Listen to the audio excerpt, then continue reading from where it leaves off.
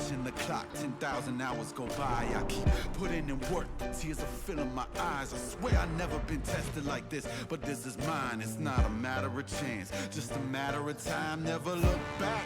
If something's standing in my way, I always push back.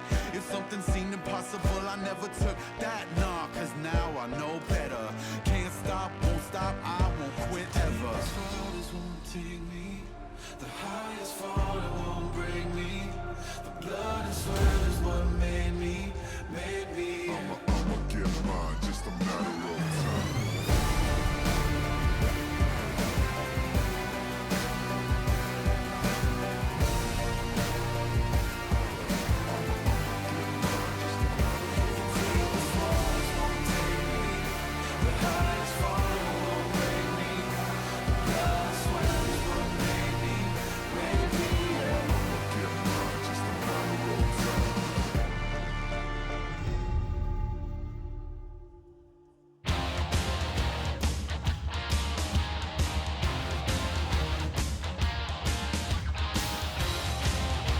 Welcome back everyone to the LCK, and we're here once again with Dangun and Beto. Here quite a lot today. Like Papa was kind of hinting at, might just get that 9 game day that we never had in the history of LCK, I would imagine, but we're here on the regular season day and still not decided on our second series winner because we're still looking at Jin Air and Hanwha Esports, and no winner decided quite yet. Hanwha taking that game number 2 after Jin Air won their first game of the series. Means that it's all up on the line for any of these two teams to take the victory on today's second series of the day. And really could see how it all began for Hanwha. Huge advantage earlier in the game, and eventually it came with time that just around the Baron timing, and knew that Hanwha that we were gonna see the winner come out a lot more clear. And this was the most important part of the game because Hanwha already took so much advantage over Jin Air for most of that game right before the 20-minute mark, and once it did hit 20 minutes, that Baron spawning meant that this scene that we're about to see here in the highlight reel should be the one that decides the game. And just prepping the Baron all together as a team, he just popping the fruits, and also Sangyun and Sungwon, also Lava, now just surrounding the Baron, just getting ready to start off when the timing is right. We also got to see, how this all came to be, how Hanwha got to take the Baron relatively easily in this instance.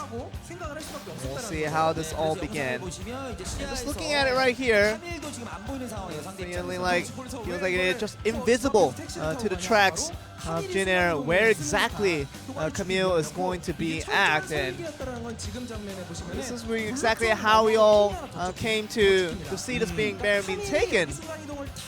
And right now, just looking at basically an invisible teleport right around that bush where obviously the Zayas kind of faking the teleport. And this was literally Jin Air taking the biggest bait ever because Camille, no teleport used whatsoever, and that was basically someone thinking that the Camille was going to come in for that Baron, and that was enough of a hint that Hanwha used that teleport on the Zaya. A heavy cost, but for a heavy reward there, and really allow that one man down from the side of Jin Air. Made it a whole lot easier to take that crucial Barons. That was needed for Hanwha to take that win in game number 2.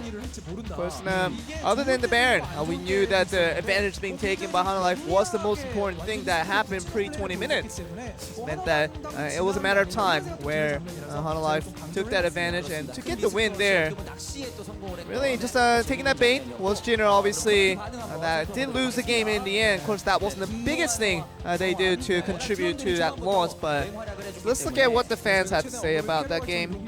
Eventually, the biggest focus of today's series is that it's going once again to a game 3, and the fans are definitely realizing the gruesome and just exactly the extended LCK action that literally the marathon we all enjoy. And basically, more LCK the merrier, says always Papa Smithy, but who are we to believe? The reality we have now is that we might just go to a 9-game series series altogether on the biggest day of LCK, quite literally in quality and quantity. Let's see how that all works out. And before we do that, we're gonna have to get a one-line summary from Bito because it's all together. You know, feels like this one's kind of going backwards in the terms of quality. I was talking about quality and quantity at the same time. This was a... he's not even going to read it out loud. Can I not read it? It's about Toronto State. So Toronto's quite good. So get a Korean professional to do that for you. I'm not that for you guys today, but sending it off to you. Thanks very much, Joel. That was very confusing. So that one-line summary, certainly not the greatest we've had thus far, but the MVP performance going to go to Songwon, and his Trundle, pretty damn good. He was feeding off a lot of mistakes from Jinair in the early stages. However, he followed it up with some fantastic play to lock down that win. You were close. He was feasting. The other side was feeding. As Grace was caught a lot of times with his pants down. In fact, he should buy some new pants. These ones are definitely bad luck charms in recent memory. A lot of turnarounds. The moment Surprise Trundle happened, people died. Omti was getting very greedy, trying to keep the lane in a great spot, so he decided not to flash. A donation, you would say. Yeah. And then Oriana got very excited to clear the control ward, and then he got ganked again. Wanders into the brush, says, I can get this one. I can get my ward down. I think he watched Songwon. It was an odd play. It was an odd play. I mean, it was an outplay. We won't say by who or on what, as then they went back topside, and this was all actually one passenger play, and it turned out the game was over from there. Yeah, he didn't get the flashes, though. That's the main thing. And then we zoom into the 200 IQ bait around the Baron. They take the Baron to win the game. So honestly, this was definitely a game where if you decide not to watch it, you could watch a 30-second clip, and you get everything you need to see. Yeah, that was it. In fact, right there. That should be the VOD that you have available to you for Game 2 of this particular series. But Umti, you can see he's still sitting in his chair, not going to get subbed out in favor of Kakao or anything like that, despite having a rough Game 2. His Game 1 performance certainly was great. And now, as we move into Game number 3, can Jinair pick themselves up and sort out their mentality after what was a very difficult Game 2? I just feel like the answer to can, will, what, how, why is all yes. So, yes. All right. Yes is why. They can do it. Yes, we can is our mantra for the 9-game dream and also our 6th game of the night. We are 7 p.m., 7:20 p.m. Korean Standard Time. Seems like our 3rd series will start a little bit late. That is FLICKR versus MVP in our final series tonight. Gonna hope to get an update on our old mate ADD's condition for that one. Would love to see him playing, but obviously the recoup time, unlikely to see him there. We'll see what happens with that one later. Zooming in on this one, another Galio blue side ban. We see it from Hanwha Life. Let's see what Hanwha Life are looking for, because they definitely had some plans, some grand plans in game number 1, but weren't really able to actually put them together. Yeah, and remember their red side bans were kind of interesting on in game number 1 as well, as Swain and Morgana were their follow-up bans to the Aatrox that's been first ban on red side almost every time. Jinair actually going to be banning away the Trundle. That's going to be the adaptation. Trundle is very infrequently a 1st-round pick. It's usually a 2nd-round pick on red side. I would have been surprised to see it taken that highly, but clearly Jinair just don't want to see it from Songwon ever again, and after the last game, I can definitely get behind that. Yep, could understand. It's now Hanwha Life. They're going to ban Talia on the blue side, not wanting to fall into the trap of picking that one up and then getting Malphite ulted underneath the turret and dying. You know, I feel like perhaps those two things don't have to be hand in hand, but it's been an interesting series. It's been a weird and wonderful series, Papa. I didn't say that. You said that. I'm holding on to that one for later. There's still time, Atlas. All right, well, Jinair, still time for them to ban their last champion. 3 seconds to go. They just ban Shen and not really care about Nocturne. They'll ban the Swain. So they don't want to give away the flex pick Swain. That makes sense. I don't think you really care about Nocturne anymore. Maybe Jinair will still take Nocturne Shen. But I like the first pick Shen because Nocturne keeps losing and Shen's pretty damn good. Yeah, I feel like this is what Jinair were missing out on in game number 1. As you highlighted so beautifully, Hanwha Life going to go for it yet again. They weren't punished in the laning phase. Everything was fine with the Xayah instead.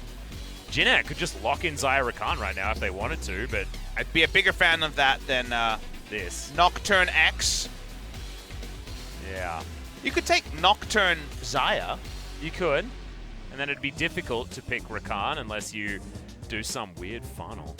That's true. Oh Hanwha Life my are a God. weird funnel team. They are. That could be the ultra outplay, is if Zaya's picked here, and then Hanwha go, all right, and then pick Kaiser Rakan. It's just dirty. Let's not talk about that. Let's take a bath in fun stuff, like Gragas, for example. Yeah, like 2 champions that they just lost on pretty horrendously in game number 2. It couldn't go worse. Hey, that's true. There's Glass only an upside. half full, baby. Well, Hanwha Life could still do their weird and wonderful plan. Kaiser Braum would actually not be the worst draft here. Of course, that would mean the Shen is going somewhere weird, but Or into the jungle. hard to get the Braum. I like Braum into Gragas a lot. That's why my mind went there. But obviously with the Shen, it's very unlikely, even though we have seen top lane Shen played. That's The become Sejuani difficult. priority's coming back up as people realize that Kindred's too hard to win with, so don't bother playing her anymore. Yep. And also knowing that it's into a Nocturne means that it's a pretty easy laning phase as well. Easy early few levels for the Sejuani at the same time. Lava had a great game on Zoe in game number 1 and will just run it back. Would you dare Game run it number back 3, if sorry. you're Grace for a 3rd game of Orianna? Oh, I mean, he was doing okay until everything went really wrong. I think Orianna fits with the 2 champions that have been drafted. I think you would probably just go Galio if you hadn't have had that banned against you. So let's see what Jinna decide here. You could also attack the lane with something like a LeBlanc, but doesn't seem what Grace wants to do. Grace's counter picks have been so good, Atlas. Remember the Renekton versus Kled mid, the Anivia against the Bruiser comp, but gonna stick with Orianna and just try to adjust his play, and you know, I think that definitely has some merit in this game number 3. He doesn't have to worry about pillars anymore because, of course, Trundle was banned by Jinna. So it's lucky. Mondo going to be picked up as the first ban here for Jinna. And see what Hanwha Life are going to answer with. As it looks like Jinna are going to be focusing on the top side of the map in order to thin that one out. Everything given away as far as solo lanes in the mid lane. If I'm Hanwha Life, I want Ashe, just to go for a full pick comp, but also with the ability to use the Hawk Shot to spot out the Nocturne. As Hanwha Life already have a lot of pick in their first 3 champion choices. Jinna, though, very much about the engage once again. See what they want to find themselves for the top lane. It's likely to be one of Gragas or something that can be blind picked. If it was BBQ, I'd be talking a lot about the Cho'Gath. And Cho'Gath could certainly still be considered for one of these teams. Can be strong in a pick comp too if he doesn't have to do the heavy lifting of starting off the pick himself. It's true. With the Vladimir banned away, Jinna might actually consider an Ashe themselves.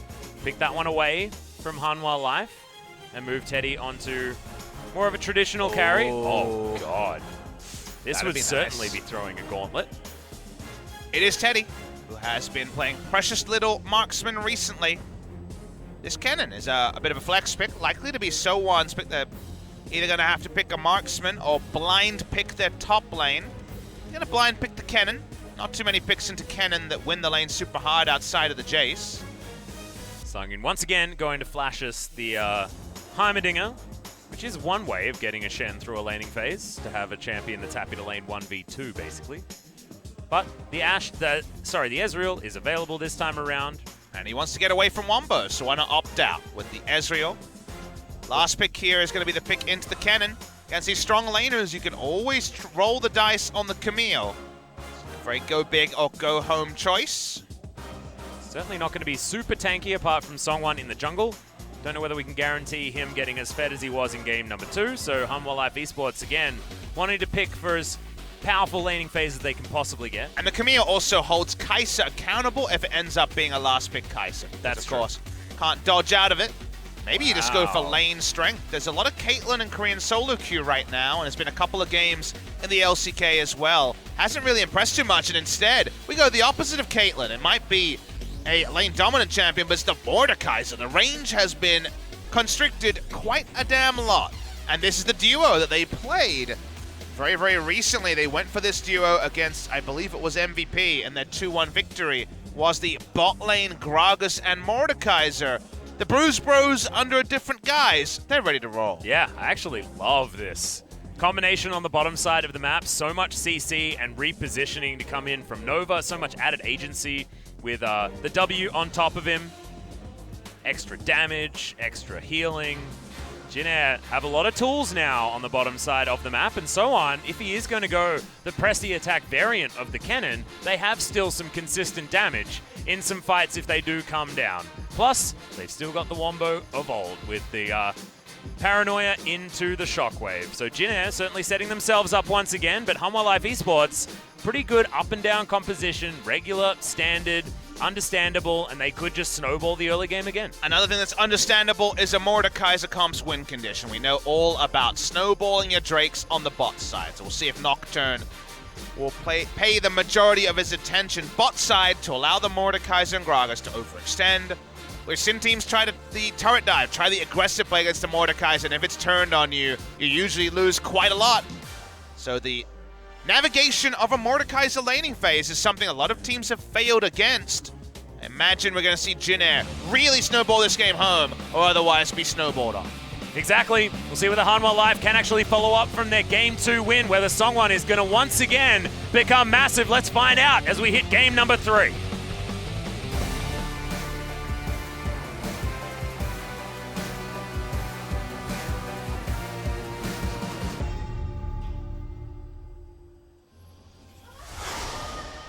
소환사의 협곡에 오신 것을 환영합니다. Some desperation in our Jin Air fans in the audience. Omti's changed skins, so not going to be the hipster like he was before. He's going to go for the other release skin on Nocturne, the frosty one. Trying to find the right spot this game, as the spots were definitely not working out for him in game number 2. Certainly has had a bit of a rough time. Game number 2. Game number 1 was great, though, so let's just run that one back. Seems like when you're wearing the red shorts on the side of Umti, you're feeling a little bit better. I remember that a lot of discussion about the Nocturne skin, the one that's being selected here, the Ice release skin, I guess it was when it was released, because it had new particles back in the day when new particles was not something you expected with a skin. Yeah, it was actually very confusing. And then the Spooky one was released afterwards and didn't have unique particles, Yeah, and people got really mad. No, it didn't on release. Oh, right. Yeah, and they then eventually changed it and went forward. It's not a sellout moment, just remembering that skin releases were a very different thing back in the day. Also, this Mordekaiser skin was absolutely awful before it got remade. I'm pretty sure Kobe played that exact Nocturne skin in competitive play. Exactly. Wow. When a million years ago. A million years ago. Well, here we are, a million years later. Game number 3 of potentially 9 tonight. Did end up being Press the Attack Cannon, which has been by far the majority so far in recent memory after a couple of AP games. Songwon spotted, walking up to the top side scuttle. Red buff 2 scuttle is going to be his path. Gonna head back down to his blue buff most likely, as he did manage to pick up at least his red. There's Teddy with a pretty huge shield, but Nova with not very much of his health bar.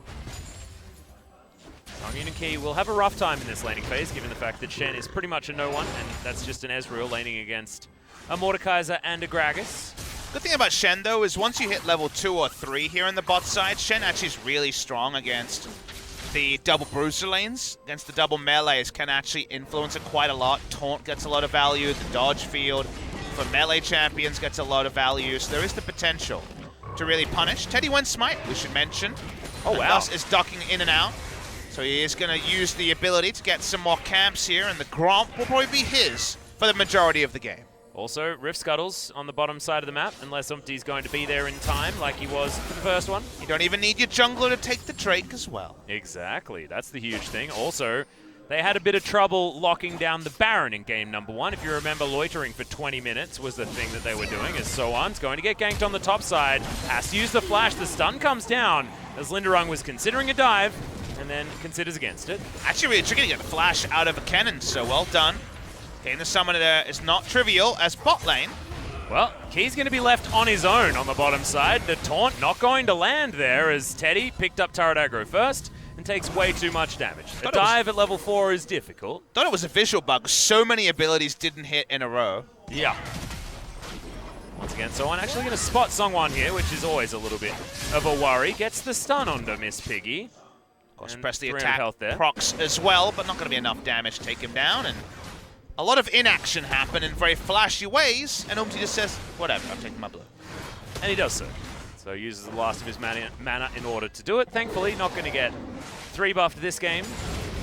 Just the regular 2, and they trade Rip Scuttles as well. But Songwan manages to get a flash on the top laner while he's doing it. And Umpty going to continue plowing through camp. So he's a couple ahead.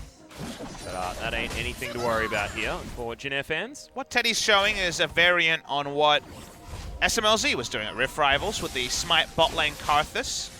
And of course a variant on the self-funnel we see in the mid lane with Talon and other champions. Still on 8-13, guys. 8-14 rolls through. Assumedly next week, so there's no nerfs to having too much experience and thus taking less gold from lane CS. Ability to duck out, take the Gromp almost instantly, such as Mordekaiser, and just smite the cannon minion and clear the wave and push. And from that pushing, Mordekaiser gets priority. Mordekaiser gets access to the Drake first. A lot of good news potentially around this Mordekaiser smite and the bot side. Cool innovation from Teddy. Yeah, I'm excited. Also able to get a lot of forward vision here. Jin Air spotting out Songwan yet again. Nova and Teddy going to walk up. And now it's going to be the smite battle, as I believe Nova knows what's going on here, as there's the flash taunt. The Gragas just going to get bursted down before he can even flash. And that was a little bit premeditated, and Jin Air probably should have known. And Nova didn't know. Oh, Nova didn't know. I don't know if you should tell him, but he definitely didn't. Does he have a friend called Fiona? No, but he does have one called Scotty. Oh, no. Scotty didn't know either. Well, that's where he gets it from. Hanwha Life knew, and they're trying to take the Drake before Teddy even hits level 6. They're going to feel really good about that. Nova will slowly get to bot lane, and sadly, the first Drake of the game doesn't go the way of Jin. Yep, it's often a big problem for the Mordekaiser compositions as well, as the Drake is going to be taken very easily, very early. Sungyun even able to pretty happily 1 versus 2 now that Hanwha Life Esports have so much control at the bottom side of the map. Minion wave cleared out very easily by the duo lane of Jin Air. That's about all we can talk about, really. And in the meantime, it's a Sheen first Sungyun who's able to play with a lot of lane control. Does Someone try to take an aggressive trade here? If the E is used aggressively, then he's in trouble. Well, there's the E used aggressively from Soan, and Linderung has to flash to get himself out of the way. Umpty hanging around, not going to be able to get a gank, but gets a flash. Lethal Tempo procs, but no real reason to flash in there. Wouldn't have had enough damage to finish him off as Ignite pilfered and thus used for a bit of harass onto Grace. Yep, Lava running out of mana pretty quickly, so probably wants to just shove this wave forward. Missing that paddle start earlier on the back line creeps is actually more of a big deal than we probably think it was. Now, Teddy doesn't have Relic Shield, because of course went into the Smite line. That does mean they can't just double Relic the minion wave, which is what happens usually when we see the Mordekaiser and the Gragas. Still going to be quick clear, but again, used to double Relic, double Guardian in a lot of these lanes, and not seeing that this time. Yeah, at least single Guardian coming out from Teddy, but Aftershock being opted in for from Nova, as you talked about. Teddy just doing his best to avoid the skill shots coming in from Sungyun, who does have to worry about his mana pool just a little bit now that he doesn't have the tier on first back. But just going to wait for his teleport to be back up. Another thing that Sungyun is going to have in advantage over Teddy. Happy to have Ocean Drake as the first spawn as well. That's the flexibility of the Ezreal. Can go Sheen against these mages. Ult's thrown. Yeah, flies through, but Nova body slam very heads up on the mechanics there, so the Gragas gets him out of the way as Linderung has found Umpty. He's got a spell shield, and Linderung doesn't want to get feared. Realizes that, hang on, this level 5 Nocturne is actually doing a lot of work with this red buff available. Like Linderung and Hanwha Life, doing a lot of work to shut down Scuttles and any sort of snowball for Umpty, who has been well held on this Nocturne more often than not. Already saw that Songwan had a significant experience advantage, propping up in the bot lane. Oh no.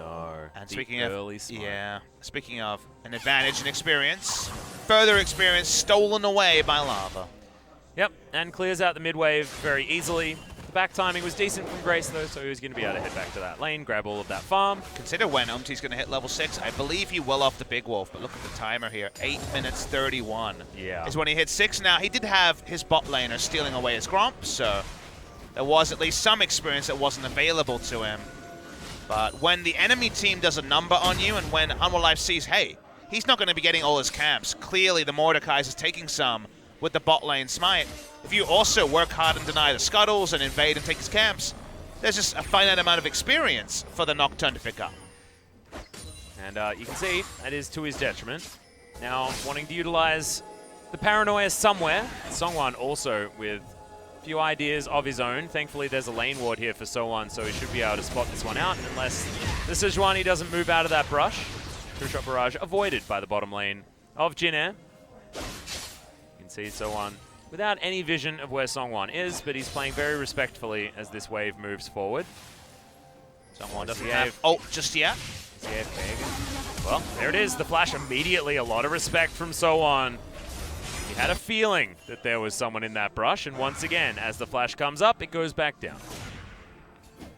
Nocturne when it comes to lane to ganks.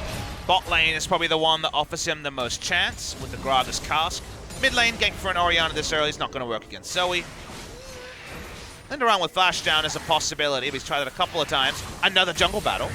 Yeah, this time Umti's going to be able to get it. Nicely After done. the burst damage, okay. Yeah. I'm getting it now. I'm learning about jungle. Nice. That's the burst damage, though. I'm learning about jungle. Yeah, that's not the burst damage that you want. As Umti's once again going to die. Having a bit of a great fall this game after a good start in game number 1. Let's see if the Bruise Bros can find a way to actually set up for this Mountain Drake, though, because they missed out on the first one. And Songwon, first thought is to jump over to the Rift Herald. He'll back away, noticing that Orianna has ducked out. Hanwha Life, 2 kills to the good in the early game.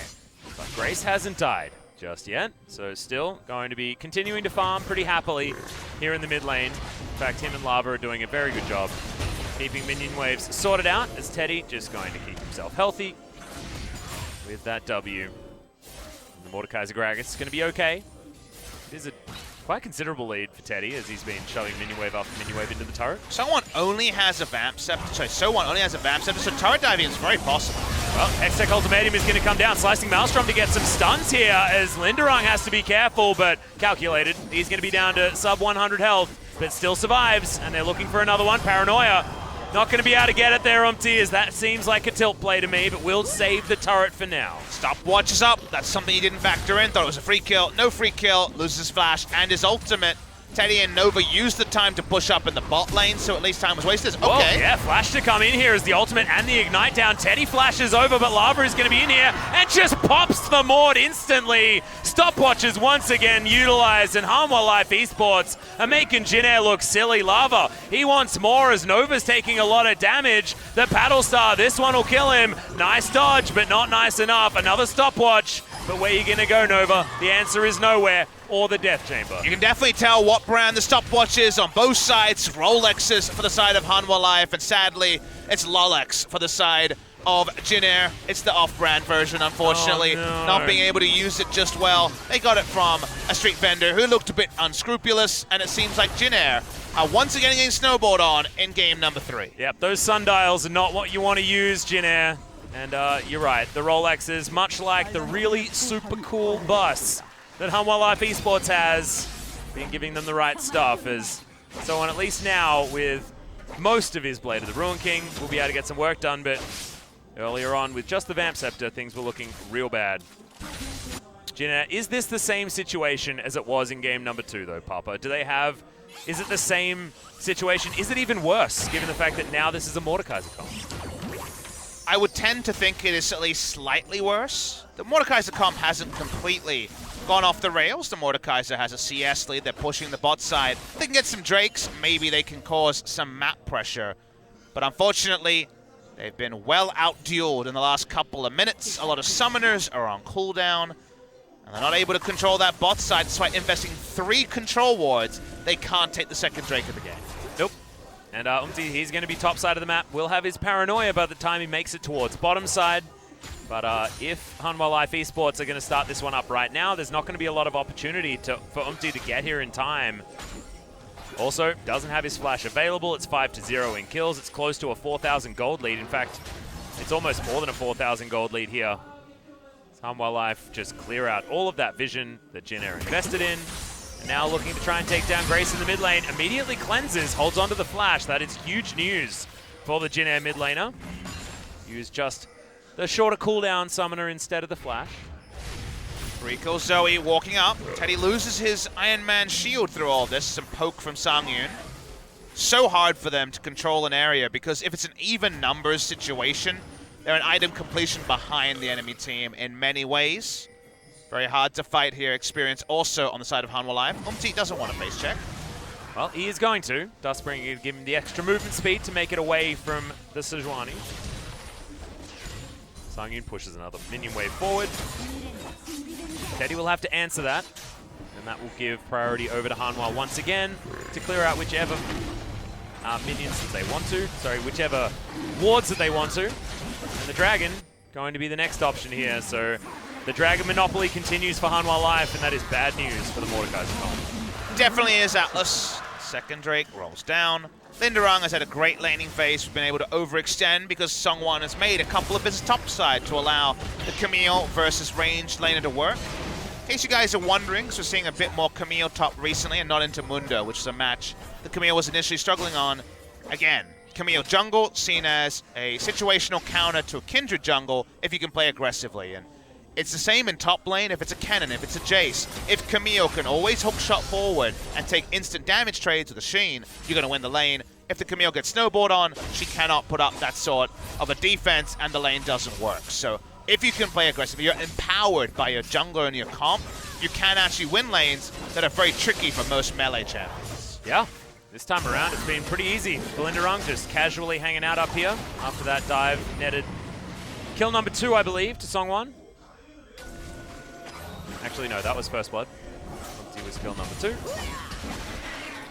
Now, Songwon hanging out, just going to take down Shelly. Hanwha Life Esports seem to have run of the map. It's a perfect 15 minutes for the side of Hanwha Life. Already, because of all the caveats of not having Drake control with a Smite Mordekaiser, not being able to find Nocturne ultimates that trade up, starting to worry about how clean this close might be from Hanwha Life, and such a counterpoint to some of their recent games that have been very much struggling to have this level of game. Even game number 1, dang, someone just being a potato on the Talia, turning it around to a godlike performance on the Nocturne is now solo kill onto Grace. The hula hoop to celebrate. Thankfully, not going to go on to cooldown, but that means he's dead. He certainly is the most dead. Nothing else for me to contribute there. Yeah. Grace has been solo killed a few times this series. We're going for more kills. Yeah, that's another ultimate. Huge Winter's Wrath as well out of the Sejuani, but Umti's trying to turn this one around. Teddy is still on full health as Songwon's going to go down, and that's Children of the Grave to give an extra member over to Jin-Air. They should be able to get an outer turret on the top side of the map. Lava can follow. He picked up the teleport, actually, used in the mid lane, but can't actually find a spot for it. Sangyun just getting rid of the ghost there. Yep, Songwon, in fact, defected as Linderung's going to teleport topside. They're looking to grab this. There's another teleport to come in as well. There's the ultimate to come out from Linderung, but immediately Umti uses the stopwatch. Everyone very low health as Hanwha Life are the ones in control, and they've got the AD carry as well. Sangyun waiting for another arcane shift forward. The stun onto Teddy, who flashes after them. He's so durable somehow with all of the snares, all the shields coming in, as there's another one from Grace. He finally finds it. That ain't a hula hoop, that's a double kill. 1,050 gold also onto Grace. He got 750 taking down the Zoe, thanks to how much snowball gold is in the game. It's not trivial how much gold the Orianna picked up instantly there. And that's the sort of thing that could turn around the game when it comes to a future engage. Gonna watch the replay here. Hanwha Life could have just abated. They already got such a big lead, but, you know, they get that rush of blood to the head. They see low health members. Lava Room's up and it's 3-0. Surely this is the time to cash in. They get a couple to begin, but already it's instantly traded. And then Orianna scurrying to the top side, sees that there will be kills in the disarray of this. Watch the kill onto Lava. Flashes in for it. Nicely done. 750 gold on the first, 300 on the second, 1,050 out of nowhere. And item completions that were looking impossible are going to become reality. Yeah, that was right on the edge of the shockwave there as well for Grace. Goes home, almost builds his Morellonomicon as key. Wants to clear out some vision here, but Nova should be able to answer the control ward. Decides that they're not strong enough to hold position. Outer turret still up here on the top side of the map. Teddy clears out as much as he can. Shruti Force yet to be built for Linderung. He's now roaming around his bottom side jungle. Blade of the Ruin King done for Sohan. However, Hanwha Life Esports even though this is a 2v2 as they thought, it's not going to be anymore as Paranoia once again. I think I've seen this movie before, guys. How does it go? There's a huge cask to knock Songwon back, and he's not going to survive this one. Again, Children of the Grave is going to be utilized by Teddy, but are they going to overextend? I think they've seen this episode as well, and they're going to change it. Atlas, is it live or rerun? Can you confirm? Please confirm. I'm not entirely sure. So my memory ain't great enough. As Nova, he's once again going to be hit by a trouble bubble, but eats it. It's going to be okay. Sangyun has been auto-attacking Songwon for a very long time. Yeah, I wonder whether the Sejuani passive came back up, and that was the problem there. They just really want this turret, and their only way to do it is to turret dive into a Nocturne, which, you know, there are better decisions to be made in the history of League of Legends, and for now, Jin'e just keeps inching back into the game. There's only 500 gold behind the Orianna. For the Zoe, yeah, at 5-1 is actually less than 1,000 gold ahead of Orianna, which is insane given how this game has gone. And if we go back to game number 2, I was asking you the question of, oh, is the money better on the Trundle? I think maybe it was. You know, because now it's looking like Lava, you know, he misses his buttons, that money's doing nothing, and Jin'e seemed to understand what to do. Okay, barrel not there from Nova, not going to body slam to try and stop Shelly from coming in. Didn't have flash either for the flash body slam. So, they're going to ride through the mid lane, and Zoe very strong in this terrain. That's the Banshee Veil off of the Orianna. That's a much faster Banshee Veil than she should have had, but 1,000 gold towards it. Does get over the hump there. Thing for Jin'e here, what you need to understand is Zoe just shopped and has an incredible amount of ability power for 20 minutes. You need your control wards to fight for them, because if you're walking through warded brush, you will be one-shot by the Zoe, and 2 of those come through, the Baron comes in. Jin'e have the ability for Nocturne to fly in, but Mordekaiser is going to take a long time to amble into a fight and cannot afford to be eating any poke from the Zoe. Thankfully, he can eat at least, you know, one Sleepy Trouble Bubble, because he has the Zhonya's Hourglass that he rushed after his Runic Echoes that, of course, you are able to build. Could also go for that sort of build path on the next patch as well. Might miss out on the money from maybe a minion wave or 2, as Grace is going to eat up a Trouble Bubble.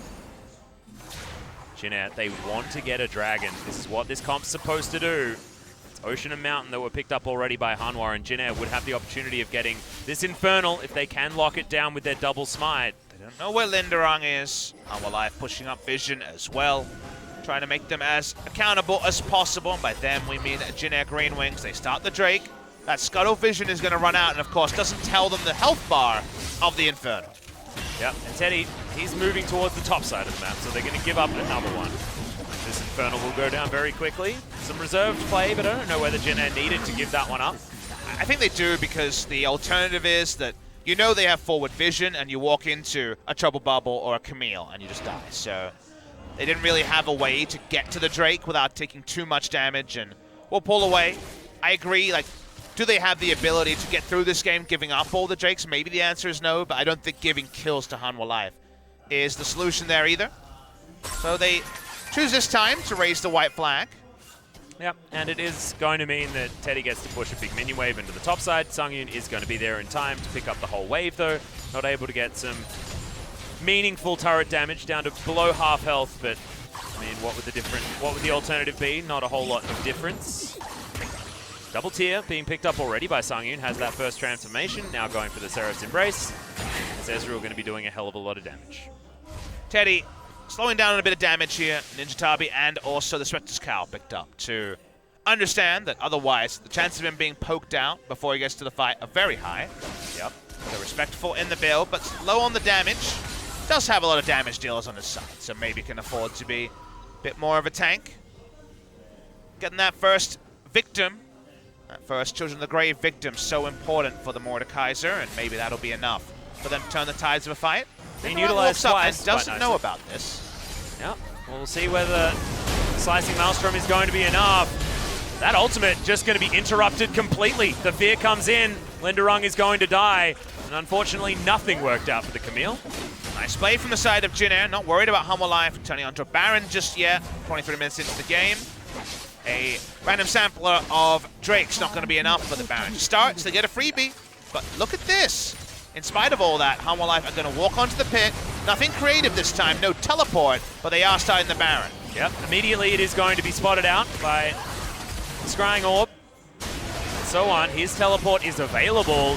Jin Air may have just been handed a team fight they can win on a silver platter. As you see Grace, you have to respect that ball.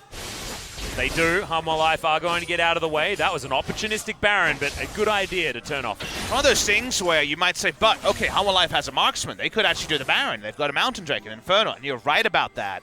Issue is, at the moment that Jin Air see the Baron around 6,000 health, Jin Air have the ability with Kennen and Orianna to punish you in a really big way. Gragas also with the cask, so smart to pull away when they did. Smart to start it as well, just to force the positioning from Jin Air. Songyun gonna teleport top to pick up the minion wave. But this game, consider where it was. What is it, maybe 10 minutes ago? Is now 1,000 gold and then some. Yeah, it's absolutely nothing. Jin Air being able to get themselves back in. It was 5-0. There was perfect game pace available for Hanwha Life. And now, yes, Hanwha have got all 3 of the Drakes, but like you say, the gold completely even, and Jin Air's got standing gold on the map as well for when they can get to it. Top lane outer turret being where my eyes are drawn, but mid lane outer turret going to be another thing that Jin Air really want to aim for. It always feels like Hanwha Life are in this nebulous spot whether they're either the worst playoffs-bound team or the best team that won't be making playoffs. And they've definitely been up and down in this series as well.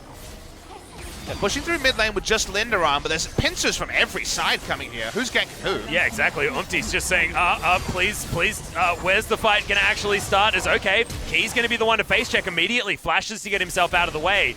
And that timing was actually great for Umti to stay alive, but terrible for Jin Air because they lose 2 inner turrets just off poor positioning of minion waves. Definitely seems like Hanwha Life were making the more committed translation by just walking through and taking things, and Umti waiting wasn't in service of a big play at all.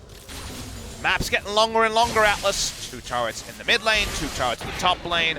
So much space for someone like Linderon to find unsuspecting Grace and take down this Orianna. Orianna working on probably Void Staff as the next item. Would make sense. 3rd item, Void Staff, off in the way. Interesting build choice from Teddy. He's going Spirit Visage. Item number 3 just wants to be as tanky as possible. You want something really interesting? How about Black Cleaver on the Kennen? All right. That might be a first time ever. Also, don't really know who he's shredding for. They have a Mordekaiser. Himself, obviously, is the answer, but, you know. And Umti. Yeah, I mean, no. Yeah. Umti's going to do the sick fly in and die, which is just what happens with Fly Nocturne and late die. game. Yep, that's pretty much how it works. They're actually quite a long way away from the pace here. So it's already down to 7,000. They spotted at 7,000. Umti does have Paranoia, so pretty easy to get into this pit if they can put a control ward down in there. But he has Flash. They're respecting this one. Grace is going to turn up. Hanwha see that it's pretty low. As yeah, Teddy, can he actually flash in there? Remember, he's got one as well, but nope. It is going to go over to Hanwha. Oh, that shockwave was emphasis on the shock. And Jin Air not going to use the teleport from So On. They wanted to get the steal. Teddy, not used to smite stealing, isn't going to get it.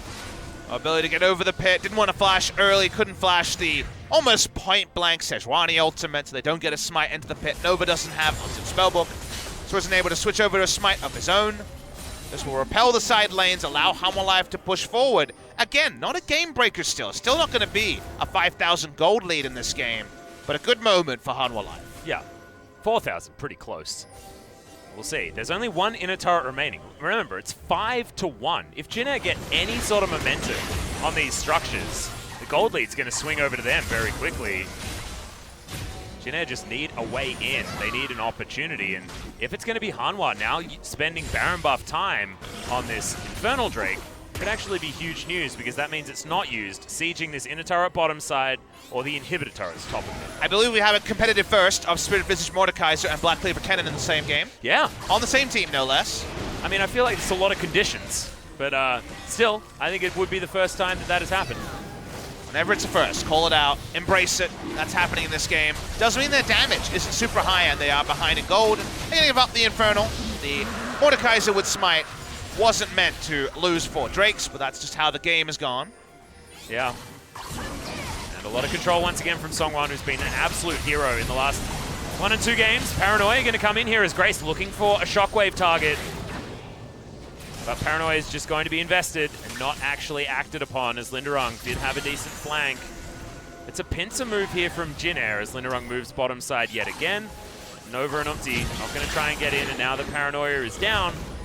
Hanwha Life do not need to respect it. They do need to respect this. So Songyun, so much damage. They'll get an inner turret at the same time, and this Ezreal is starting to pop off. Hanwha Life playing away from enemy turret dives, really shooting them. They're bringing up multiple waves as well. Even Shen in the top lane can bring in a third minion wave. Yep, he's going to do so. That minion wave is gigantic as well as... Okay, Linderung, that was odd. Just going to put that one on cooldown just to make sure that they keep Jinnet accountable. Teddy going to jump in, but with these Baroned up minions, the low damage Mordekaiser just doesn't do enough. Despite having that Runic Echoes to help him, Grace not going to get paddle starred or slept. But Jinnet, they're going to lose their inhibitor turret on the top side. This one's ripe to fall as Songyun is going to charge the Mystic shots, get the autos in there with the Sheen empowerment, and they'll take down inhibitor number 2 in the mid lane, number 1 on the top side. And they could take that inhib on the bottom side as well if they wanted to. They'll go back and shop, make sure that they have all the items that they want. 3 items now on the Zoe. If you're an SKT fan, you're cheering for JAG GreenWings because the team above you in the standings is Hanwha Life. They have been winless in the second round robin, but they are so close to finding their first win against a JAG team that has fallen apart a bit as the series has gone on. Another game on Nocturne you'll want to forget, even though his stat line looks very decent at 3-2-2. This would put another series between SKT and Hanwha Life in that race for 6th and obviously 5th eventually. We want to talk about the playoff spots and also Hanwha Life closer and closer to FLICKR, who currently sit in 5th place. Yeah, and FLICKR's going to be playing in our last series of the night as well. If MVP can do something crazy and get a victory over a FLICKR, it certainly could be an opportunity for Hanwha Life to really get themselves into playoff mode. Wanting to avoid that wildcard match could be a great move, because having to play through a whole bunch of best of 5s is real scary. Knight's Vow is on to Songyun. He doesn't have his Ceres transformation. Don't think he's too worried about that one. Walks up here. And Jinnet probably have to hard commit because the wave is decent, but the poke is off the chain. Yeah, Songyun is so huge. Every one of these Mystic shots is a massive deal. And look, just tanking up the turret, not worried at all. As will probably want to avoid going below half health, as he does so. Now, this inhibitor turret is just going to get brute forced. Super creeps were knocking on the front door of Jinnet, meant that they couldn't have a look at this back door on the bottom side of the map. And that tower is going to fall down very easily. Every Mystic shot matters as True Shot Barrage flies through as well. Getting everyone low, getting rid of all the shields. Teddy, not a lot of opportunities here as Iron Man not feeling like the Iron Man passive that it wants to be.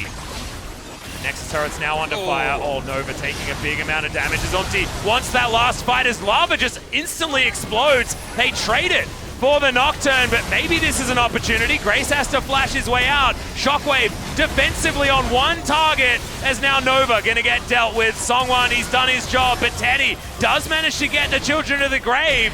And now Songwon, can he actually just get rid of these members of Hanwha Life? Teddy should be able to fall down, but no, Songyun, he just can't do enough damage. They get rid of the pig lady, but this Mordekaiser's been tanking for about 15 minutes. That Spirit Visage healing, insane on the Mordekaiser. Shouldn't matter though, the Nexus is exposed. It is, and Songyun, he's got a lot of auto attack damage, and despite the heroic last team fight from Jinnet, they are looking at a series loss here in game number 3. 32 minutes in, Songyun's alive. The teleport from Linderung, the last nail in the coffin. And Hanwha Life, 2 back-to-back victories to reverse sweep Jinnet. Very important for Hanwha Life and their playoff hopes to be able to win this series over Jinnet, but it was a close one, Atlas. They definitely did not seem to be a huge gap between the two teams. In the end, Jinnet is not able to get much value out of their drafts, and Hanwha Life will close it. They will still be within touching distance of top 5, but are they in touching distance of the level of play of the top 5? Your indication from their recent series is no. No. There certainly were some flounderings, most of them isolated into game number 1. You have to say, if you're going to talk about 180s in player performance, I don't think anyone's done one as drastic as Songwon. Go from game number 1 to some pretty questionable Talia play to a masterclass on the Trundle, followed up by phenomenal Sejuani play in game number 3. It's day and night when Hanwha Life Esports jungler really gets on form, and this was an example of that, pretty clearly defined. And when we're talking about playoff races, of course, Jin Air are involved in a playoff race they don't want to be in. They don't want to be in the relegation spots. MVP, with their roster issues, are very likely to slide down, but someone has to actually win to force them into relegation spots. Jin Air not able to do it today in a very winnable series for both sides. Means they are still one match win behind MVP. Yeah. And now we are going to be able to have a chat with Hanwha Life Esports. We'll hear from them, see what they have to say about game number 1, which I'm going to be interested in. Been a while since we've seen their tribe rush the booth like they used to do. Yeah. So many of the players. We've seen them all play professionally now, so starting to learn all their names. We know the names of the Jin Air players, but today we will not be singing about them. Still work to be done. Coach Han in the booth right now, trying to make sense of the madness, a shake of the head, perhaps about some of the decisions made by his Chargers. Or made in the draft as well, because it's another Nocturne priority game that we didn't really see the Nocturne reap very many rewards. As you can see Kuzan there patting the back of Lava, who had a great game 2 and 3. But it's all about the Sangyun damage. 25,000 in 32 minutes. Ain't nothing to scoff at. And that's some pretty pitiful numbers on the side of Jin Air, but that's what happens when you fall behind by so much so early with a Mordekaiser composition. I think we've seen one game this season where the team with the Mordekaiser got less Drakes than the enemy team and won. Every other game it was a loss. So even first Drake. Yep. First Drake so important. 4 went the way of Hanwha Life, and the gold, after Hanwha Life made some very questionable dives topside, was within 1,000. Yeah. At about 24 minutes into the game. But Hanwha Life turn on the style. They do have the ability to take the Baron, able to close it out over Jin Air. 9 games the dream still alive. The MVP for this 3rd game will go to Lava. Yeah, they'll go to Lava this time around. I felt that Songwon probably deserved it because his back-to-back performances in the jungle were outstanding, but that's 800 points now, only 100 behind Khan, who's leading the pack by himself. Lava, once again, his Zoe, brilliant. It was great in game number 2 as well, but overshadowed a little bit by the Trundle, and he holds sole 2nd position now in our MVP rankings. Just feels like the race for MVP is so open when Kingzone is on a losing spree recently. Lava, Yukal, FLICKR, 3 mid laners, trailing Khan, and Viper also with his litany of champions is within a shout. Gonna watch the replay here. This is where Umti got ignited and decided that, well, he was gonna stick around for a bit more punishment. Yeah, that was more of a anti-play rather than the Lava play. However, still able to get that work done, as this punishment onto Teddy was absolutely brutal. I don't think he would have been too happy about dying there. Nope. Big burst comes out. Lava continues to skip forward. The more Sparkles W doing more and more damage. Happy to just go for the kill. Don't need to hit skill shots when you can just poke forward and just incidentally get the kills with the W. Still on 813, so the nerfs aren't as severe. This is a solo kill onto Grace. Bonus damage on a lot of damage is a lot of damage. Yeah, that's what I sort of noticed as well, Papa, and despite missing maybe a couple of shots, you land that trouble bubble, the Orianna is most likely gonna die. That means that we get to have a chat with Songwon and Lava as we head our way over to the MVP interview, so take it away, Joel, with the translation. Thank you very much, guys. This is Joel with your interview translations for the 2nd time of the 3. Quite not done here yet. More LCK to go. But for the meantime, let's talk to the guys from Hanwha Life Esports, see how they felt about the win. Hanwha Life Esports, a team that has done so well. It's actually their first win in the 2nd round robin. I mean, you talk about that good feel about our team. We haven't done well since. Of course, losing that first set, we actually were really satisfied that we won the game number 2 and 3. Of course, against Jin Air, you guys did have some past history with playing against this team, and maybe what was your preparation coming into this one? I mean, since we were on a 3-series losing streak, we knew that if we lost this one, basically we were just going home, so we didn't want to get that done. When you talk about effort, and you talk about the investment of energy being put into the preparation for Hanwha Life Esports, it's really uncomparable to no other, and feels like everything that you guys are doing, especially in that game 3, really not worrying about the matchup. Just going to Sejuani all the way in. What did you feel like your opinion on that was? I mean, whenever you put the Sedra on the ultimate, it's supposed to die, but it doesn't die anymore. So, and I feel like something with that is it was a little bit iffy altogether. When you talk about Trundle, it's something that's really it's a wonderful performance by it, and the champion really serving you well today. And that little bat, the little club, doing so much. I didn't actually think I was gonna get killed there, so I was a little bit surprised as we just kept putting in the damage and eventually did get the kill. And with the Nocturne, almost getting the death and almost getting the kill, and eventually you did, and feels like the Trundle just moving constantly forward. I mean, whenever there's pressure coming in towards our way, we just have to run away, and if we have pressure to input on others, then we just can't push in. And it feels like Lava, you've been on the uprise, but Orianna has been under a lot of question as to how good it actually is in the current meta, and still, what do you feel like that is when you compare it to the current meta champions? Well, for Zoe and Orianna, I actually thought that Orianna would be having an advantage going forward. Well, I mean, you don't care about advantage, you're gonna win either way, right? Well, Orianna is just a little bit advantageous against Zoe, but it's not big. It's not the biggest of deals. We actually do get a look at how they disadvantage Zoe. Did so well against the Orianna, obviously. This was very important here. I mean, just moving around, I kind of just saw that after getting that one kill, I was going to get the second kill, and I kind of felt it coming. I just feel like something that comes with practice. I think, yeah, just putting a lot of effort in, a lot of time into it just allows me to make plays like that. And with the Zoe putting the question out there, is Nocturne just a fluke? Is it not as hype as it should be? It feels like the current trend is that not many people aren't using the Nocturne as much, and perhaps that maybe even me using the Nocturne doesn't get too many wins, so I think I'm trying to just go with the Trundle and maybe a little bit tanky, trying to get over the meta. I think it's good, but it depends on how well the opponent takes care of the Nocturne, knows how to counter it. That really just proves its viability in the current meta. Just a strategic approach, it seems like, from someone. And with the Kaisa, something that was under the talks of how good it actually is. I'm sure for Sangyun, you probably expect a lot from him there. We actually saw KT versus Gen G, and the Kaisa was being used, and thought it was a tough matchup, and it feels like it's actually doable after we got to watch that replay. So maybe we heard that coming through, so we kind of advised Sangyun to play that for us.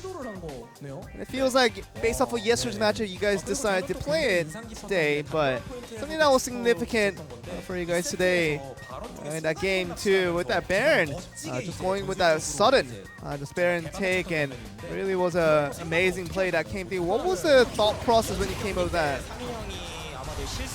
I think Sangyun actually just put the teleport on accident, maybe. I think just result-wise it does look good, and maybe just felt like the top laner was taking the teleport, but kind of Sangyun used that little mistake to kind of fake something a little bit result-oriented speaking, but and definitely is a difficult one to think of it that creatively. Of course, Sangyun used it as an accident.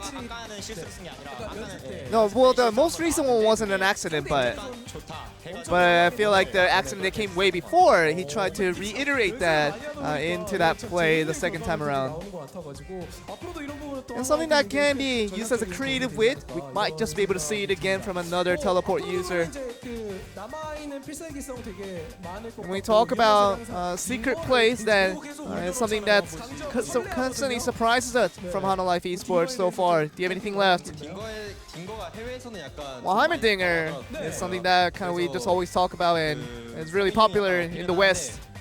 And for the head coach, he's definitely not allowing permission for me to play it yet. And it's something that's kept under seal right now. And maybe just a little bit more convincing should be good enough to open up that door for the Heimerdinger. But for Hanwha Life, who has looked so good in the first round robin, what has been obviously kind of a slump that really went down all of a sudden for these past few series in a row.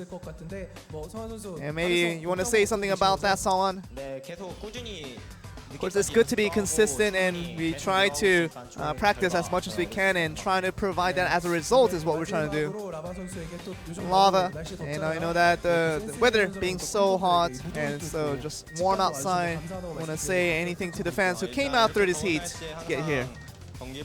We thank you for, even through this grueling weather, that you guys came out. You guys came out to just watch us, and really all of us, at the people at the offices and everyone just supporting us, from our friends and coaching staff, everyone. We'd like to thank them all, and now we just broke the 3-game losing streak, so now we're gonna be onto a winning streak. Hopefully, that's what we're hoping for. And now that you guys are looking like good, maybe Hanwha Life can be on a different role that isn't a losing streak. Maybe a winning streak will be good for these guys, but we'll see how they do as we pass back to you. Thank you very much, Joel, for that interview translation, and congratulations to Hanwha Esports turning around what was a very difficult game number 1 and turned it into a victory for them in the end. The back-to-back wins, Songwon, phenomenal performances, night and day, with game 1 in comparison to games 2 and 3. And back-to-back match wins may be available for the side of Hanwha Life. They face BBQ in a couple of days. Looking to pick up another match win on Friday. We have one more series remaining on the night, but before we get to that, Hanwha Life now 1 series ahead of SK Telecom T1, also a healthy game score ahead. Even if they lose 0-2 and SKT win 2-0, the game score would still be on the side of Hanwha Life, but they're gunning for the spot of a FLICKR Freaks, who will be playing in our last match of the night. Yeah, FLICKR Freaks to take on MVP, a team that has been struggling. The last match we saw, they were missing their top laner ADD. See whether he's going to be here for our next series, or whether it is once again going to be Maha on the top side, or maybe they mix it up even further. MVP versus the FLICKR Freaks will be our final series of the night in this Super Wednesday here at LCK at OGN. Oh man, it's shaping up to be a good one, because I'm hoping for the 9-game dream. Are we going to do it finally? Get the full 9 games. Well, guys, I hope you're joining us to find out the result of that 20-minute break, about 8:35 Korean Standard Time. A little bit after the time, we'll get going. Yeah, exactly right, guys. So just take a short break, grab yourself some water, don't over-papatlas yourself, and come back for more after the short break.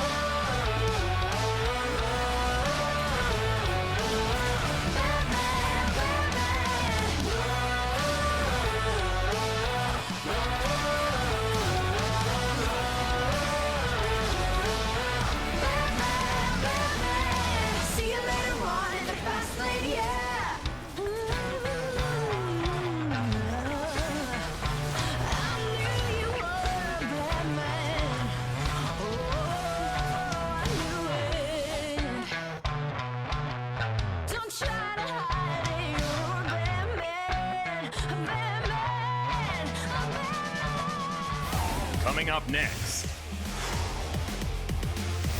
MVP Afrika Freaks,